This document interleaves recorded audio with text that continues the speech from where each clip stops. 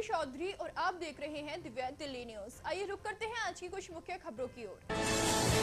हमीरपुर के Radha Krishna medical college में corona को लेकर अलर्ट जारी कर दिया गया है। कॉलेज के प्रधानाचार्य डॉक्टर रमेश भारती ने बताया कि सभी तैयारियां पूरी है और लोगों से गाइडलाइंस का पालन करने की भी अपील की गई है।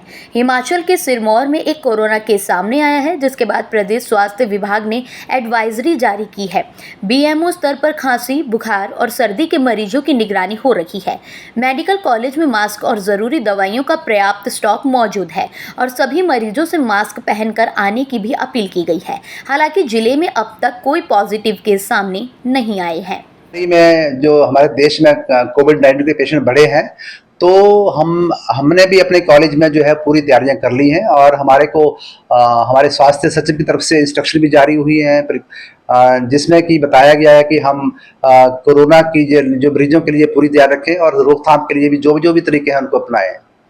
तो जैसे जो मरीज जो हॉस्पिटल में आते हैं तो उनको हिदायत दी गई है कि सारे जो है वो मास्क पहन के आएँ, मरीज भी और साथ में जो उनके अटेंडेंट हैं वो भी मास्क पहन के आएँ। और दूसरा ये है कि जो भी बुजुर्ग हैं या बच्चे हैं या ऐसे मरीज हैं जिनको कोमॉर्बिड कंडीशंस हैं, जैसे कि डायबिटीज मेलाइटिस है या किडनी डिजीज है या कैंसर का कोई दवाई ले रहा है या टीबी की दवाई ले रहा है, ऐसे लोगों को जो है भीड़ वाली जगह में नहीं जाना चाहिए। अगर जाना ही है तो मास्क पहन के जाएँ। तीसरा ये है कि जब भी हम किसी को खांसी आए या छींक आए तो हम जो दूसरे लोगों से दूर हट जाएं और उसको या तो टिश्यू पेपर आगे रख लें या फिर जो हमारी जो कोहनी होती है उसके ऊपर खांसी करें या छींक मारें। चौथा जो है वो सोशल डिस्टेंसिंग बहुत ज़रूरी है। जब भी हम बाहर जाएं तो 3 फुट की दूरी बनाए रखें। और पांचवा जो है प्रैक्टिस ऑफ हैंड हाइजीन बहुत ज़रूरी है। तो अपने हाथों को बार बार जो है साबुन के साथ लगभग 20 सेकंड तक जो है वो धोएं, या तो सैनिटाइज, अगर साबुन पानी नहीं है तो सैनिटाइजर से लगाएं। और जब भी किसी मरीज को खांसी, जुकाम या बुखार आए तो हॉस्पिटल में जरूर आएँ और इसका टेस्ट कराएं, कोविड-19 का टेस्ट करवाएं। हिमाचल प्रदेश की समृद्ध संस्कृति का प्रतीक पीपलू मेला 7 जून को श्रद्धा और उल्लास के साथ संपन्न हुआ। यह मेला केवल उत्सव नहीं बल्कि जन आस्था और लोक संस्कृति का उत्सव बन गया। मुख्य अतिथि RS बाली और विधायक विवेक शर्मा की मौजूदगी ने आयोजन को खास बनाया। RS बाली ने इसे हिमाचल की आत्मा बताया और इसे पर्यटन से जोड़ने की बात कही। सांस्कृतिक कार्यक्रमों में मोहित गर्ग, राखी गौतम जैसे कलाकारों ने लोक कला से दर्शकों को मंत्रमुग्ध कर दिया।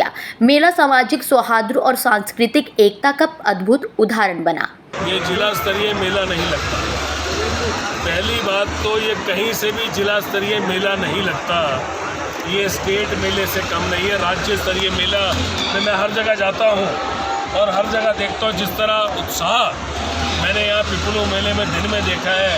और मुझे पता है कि रात को ये कई दिन का मेला हो गया है, तो ये अब थोड़े दिन की बात है, थोड़े ही टाइम की बात है कि मेला और बड़ा हो जाएगा।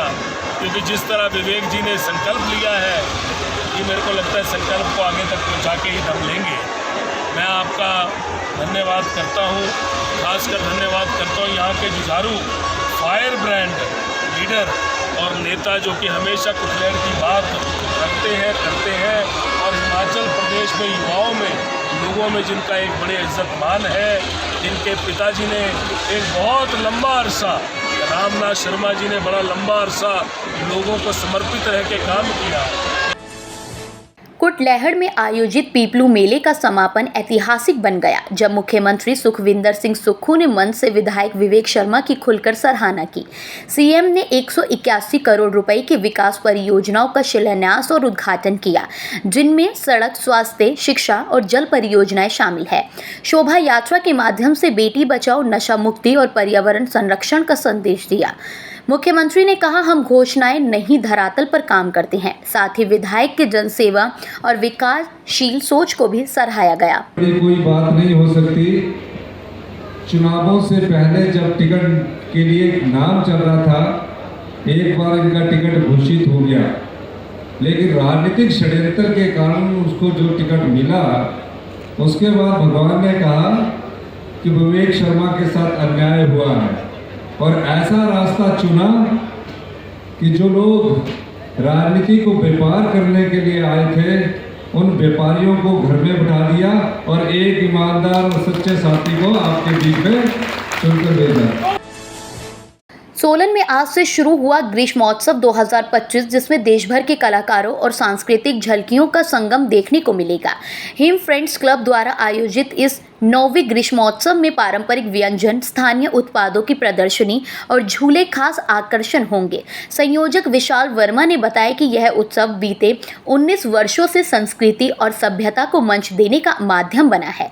बेटी बचाओ अभियान के तहत एक बेटी को 11,000 रुपए की नगद राशि देकर सम्मानित किया जाएगा। ग्रीष्मोत्सव का आयोजन आज से सोलन के ऐतिहासिक ठोडो मैदान में शुरू होने जा रहा है, जिसमें पंजाबी, पहाड़ी, हिंदी जो है वो नाइट्स रहने वाली है, जिसमें पूरे भारत के जो जाने माने कलाकार हैं वो आएंगे। चाहे पंजाब की बात करें, हिमाचल की करें या J&K की बात करें या उत्तराखंड से, यानी तमाम ऐसे लोग जो सिंगर्स हैं वो यहाँ पर आएंगे और आपको यहाँ पर हिमाचल की संस्कृति, पंजाब की और यानी जगह जगह की संस्कृति भी देखने को मिलने वाली है।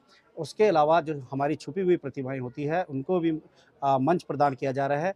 चाहे बच्चों की इवेंट्स है, उसमें होने वाली है, सांस्कृतिक संध्या है, डांस कंपटीशन है, सिंगिंग कंपटीशन है, ये भी हमारे कार्यक्रम में 8 दिन में रहने वाला है।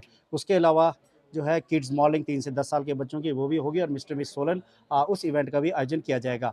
और हमेशा हमारी एक जो सबसे बड़ी चीज़ रहती है बेटी अनमोल। बेटी अनमोल, जिस बेटी ने सबसे अच्छा काम किया हो, अपने हिमाचल का नाम रोशन किया हो, ज़रूरतमंद भी हो, उसे हमारी संस्था 11,000 रुपये भी देती है। राशि ज़्यादा नहीं होती है, लेकिन इसे हम एक टोकन ऑफ लव कहते हैं कि हमारी तरफ से एक ताकि आने वाले और लोग भी जो और बच्चे हैं वो भी इससे प्रेरणा ले, और इसीलिए हम एक बेटी अनमोल है उसे भी सम्मानित एक बेटी को करते हैं। और हमारे कार्यक्रम में तमाम जो यहाँ के हमारे मुख्य अतिथि हैं वो रहने वाले हैं। सभी दलों के लोग जो हैं हमारे कार्यक्रम में आने वाले हैं। 5 और 6 जुलाई को सोलन में भारतीय डाक फेडरेशन का राष्ट्रीय सम्मेलन आयोजित होगा, जिसमें देश भर से करीब 1,000 डाक कर्मचारी भाग लेंगे। इस दौरान नई कार्यकारिणी का गठन किया जाएगा, जो अगले 3 वर्षों तक कार्य करेगी। फेडरेशन के सचिव अनंत कुमार ने बताया कि सम्मेलन में कर्मचारियों की समस्याओं पर चर्चा की जाएगी और समाधान के लिए उन्हें उचित मंच पर उठाया जाएगा। तैयारियों को लेकर सोलन में अधिकारियों की बैठक भी हुई। अनंत कुमार पाल, सेक्रेटरी जनरल भारतीय पोस्टल एम्प्लॉइज फेडरेशन, 5-6 जुलाई को सोलन में हिमाचल प्रदेश में फेडरल काउंसिल अनुष्ठित होने जा रहा है और उसमें पूरा देश से लगभग 1,000 डेलीगेट्स रहेगा। कश्मीर से कन्याकुमारी तक और गुजरात से सिलचर असम तक लोग आएंगे और इसमें हम लोग विभाग का विभिन्न समस्या जो है कर्मचारी के उसमें डिस्कस करेंगे और 3 साल के लिए कमेटी बनता है, वो कमेटी बनाएंगे। 8 पे कमीशन बड़ा मुद्दा है और CGHS हेल्थ स्कीम के लिए बड़ा मुद्दा, ये 2 मुद्दा तो चर्चा होगा, उसका साथ साथ बाकी विषय भी चर्चा होगा। इसमें हम लोग माननीय मंत्री जी को भी इनवाइट किए हैं और यहाँ का अनुराग ठाकुर जी को भी इनवाइट किए हैं।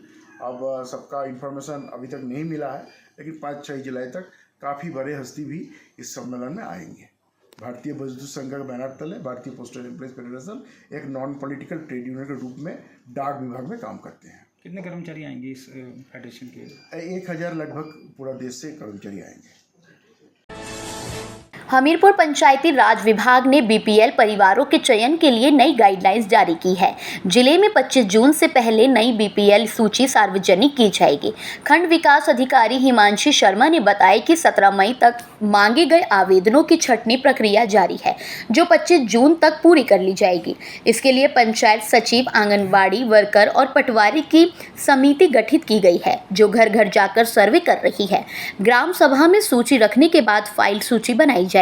उन्होंने कहा कि सूची में त्रुटि पाए जाने पर व्यक्ति के लिए अपील का भी प्रावधान होगा। ग्रामीण विकास विभाग एवं पंचायती राज विभाग इस डिपार्टमेंट की ओर से जो है मार्च 2025 में गाइडलाइन जारी की गई थी कि BPL का जो है जो न्यू गाइडलाइंस है उनके अनुसार सर्वे किया जाना है और BPL की न्यू लिस्ट जो है वो जारी की जाएगी पंचायत वाइज। तो इसमें मैं आपके चैनल के माध्यम से ये लोगों तक बताना चाहती हूँ कि हमारा इसमें एप्लीकेशन लेने का समय 17 मई तक था और अब जो है इसमें जितनी भी एप्लीकेशंस हमारे पास आई हैं तो उसकी जो है वो छंटनी की प्रक्रिया शुरू हो चुकी है। 25 जून तक जो है इसके प्रक्रिया जो है वो पूरी कर ली जाएगी, जिसमें ग्राम पंचायत लेवल पर इसमें सेक्रेटरी और आंगनवाड़ी कार्यकर्ता और पटवारी, इनकी कमेटी को नोटिफाई किया गया है। तो ये घर घर जाकर एक सर्वे करेंगे और उस सर्वे के अनुसार ही बीपीएल की सूची को 25 जून तक तैयार करेंगे। चंडीगढ़ शिमला नेशनल हाईवे 5 पर रोजाना सड़क हादसे आम होते जा रहे हैं। आपको बता दें कि रविवार की सुबह न्यू बस स्टैंड सोलन के नजदीक एक सामान ढोने वाला टेम्पो अनियंत्रित होकर सड़क पर पलट गया। इस हादसे में टेम्पो चालक को हल्की चोटें आई। मौके पर मौजूद लोगों ने तुरंत ही चालक को टेम्पो से बाहर निकालकर उसकी जान बचाई और टेम्पो को वापस सीधा किया। हादसे के कारणों की जाँच अभी जारी है। इस घटना के कारण थोड़ी देर के लिए हाईवे पर जाम जैसी स्थिति भी बन गई थी, जिसमें ट्रैफिक प्रभावित हुआ।